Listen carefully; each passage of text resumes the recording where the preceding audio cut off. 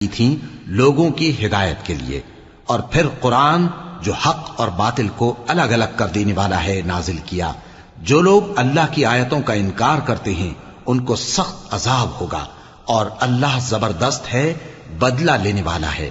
اللہ ایسا خبیر و بصیر ہے کہ کوئی چیز اس سے پوشیدہ نہیں، نہ زمین میں اور نہ آسمان میں۔ وہی تو ہے جو ماں کے پیٹ میں جیسی چاہتا ہے تمہاری صورتیں بناتا ہے، اس غالب حکمت والے کے سوا کوئی عبادت کے لائق نہیں۔